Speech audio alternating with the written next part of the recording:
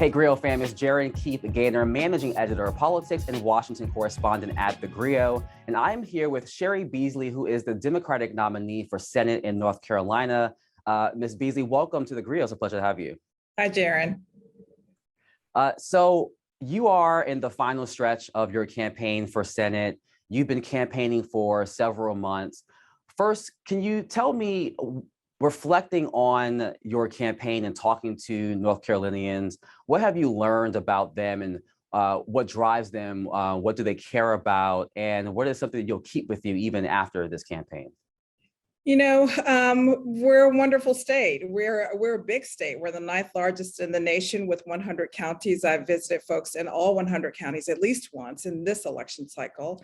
And people are awesome. We are different and diverse, but share North Carolina values. And I mean, I've been a statewide elected official for over a decade. And so I've been talking with folks for a long time. I will tell you right now, what's most touching is that people are just having a hard time. We've just come through a pandemic. And of course, costs are rising. And they want to know that as the next senator, I'm going to fight hard to make sure that families can take care of themselves. So many are working 2 and 3 jobs to take care of their families. People are feeling everything from pain at the pump to the cost of prescription drugs and everything in between. So, I mean, in the greatest country in the world, folks should not be having to make choices around buying groceries or school supplies or high-priced medications. And so I just know and feel that compassion for so many folks here in the state. You know, you mentioned the economy. According to a theGrio KFF survey of Black voters, it's their #1 concern. National polls say the same for most Americans. And Republicans, including your opponent, Congressman Ted Budd, have been hitting Democrats and blaming them for rising inflation, whether it's gas prices or food prices or other goods and services. How can you reassure North Carolina voters that your party is the right party to handle the economy and turn things around? Well, I think people rightly should want to know that Congress can lower prices, and Congress really can fix this. I mean, we pay more for medications in this country than any other country in the world, and Congress can fix that. We are seeing corporations making 70-year record profits using the cover of inflation to jack up prices on things that we need to buy for our families. Congress can fix that. Ted Budd is the one who has been in Congress for 6 years. He's had every opportunity to fight to lower costs, but instead he voted against lowering the cost of prescription drugs and voted against capping insulin while taking tens of thousands of dollars from Big Pharma. He voted against lowering the cost of gas while taking tens of thousands of dollars from Big Oil. So Ted Budd has decided to put his own interests and corporate interests ahead of the interests of folks here in North Carolina, and that's just wrong. You made history before as the first Black woman to be a chief judge on the Supreme Court in North Carolina. If you are successful on November 8th, you will make history again as the first Black senator to ever serve the state in the Senate and the first Black woman. What does that mean to you? And given, I don't have to tell you how hard it is for a Black woman in politics, is North Carolina ready to elect a Black woman to the Senate?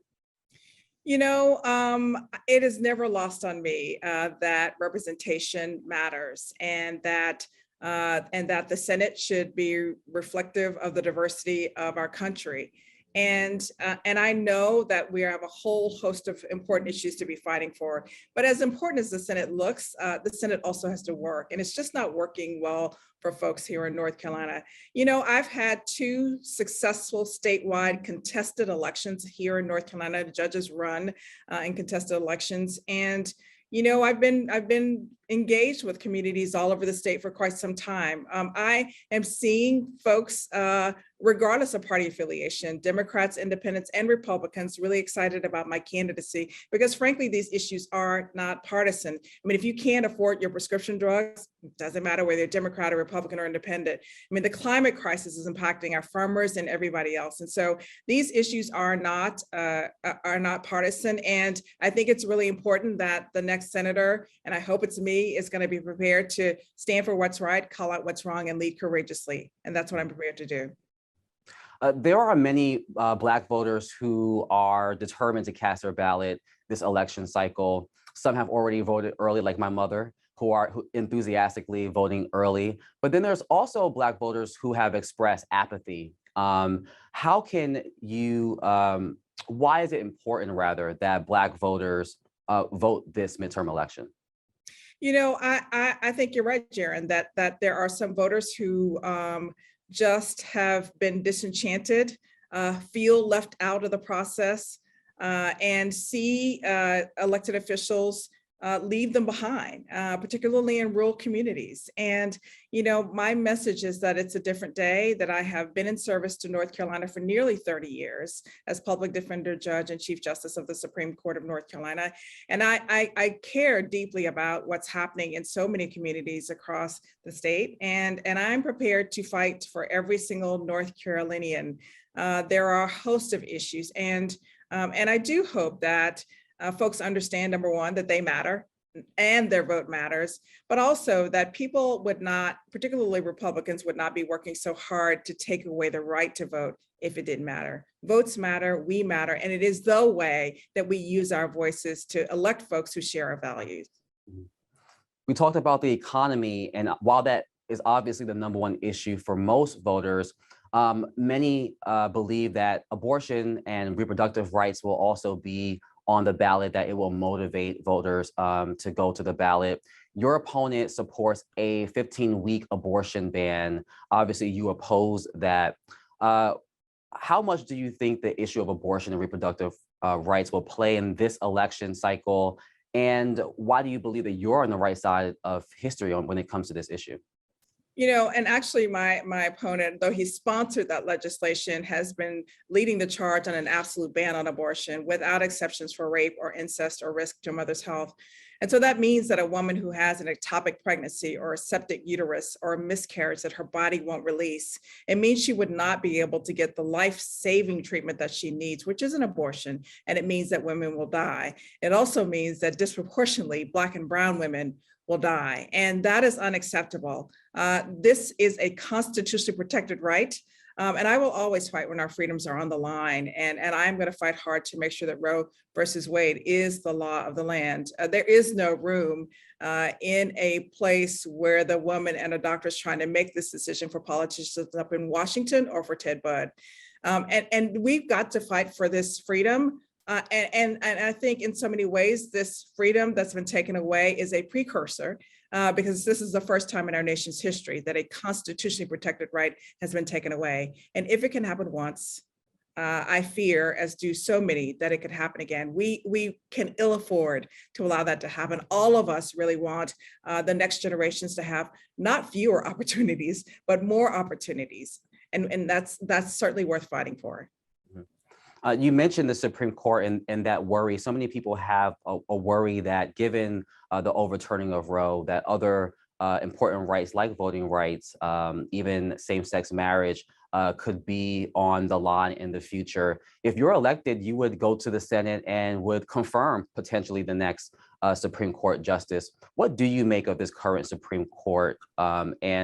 And can you just speak a little bit more to the national worry about other precedent and other rights that people were used to having no longer being the case potentially in the future? Well, this Supreme Court has forecast the rights it intends to infringe on next. And so we can't say we didn't know. We have got to be prepared and feel a sense of urgency in this election. We must appreciate the magnitude of this election and of all of these races. And you're right. I look forward to taking the judicial nominating process very seriously, because we've seen a mockery of it, and making sure that the folks who are vetted and considered are indeed qualified to make decisions to uphold the rule of law and uphold the Constitution. And so we have to take that seriously. There's not a people who understands that any better than Black folks, given the many folks who came before us who literally gave their lives for civil rights, for a whole lot of folks. And so we can ill afford to go backwards. We must keep pushing forward. And last question to you is, what is your final message to voters as they think about who they want to vote for on Tuesday?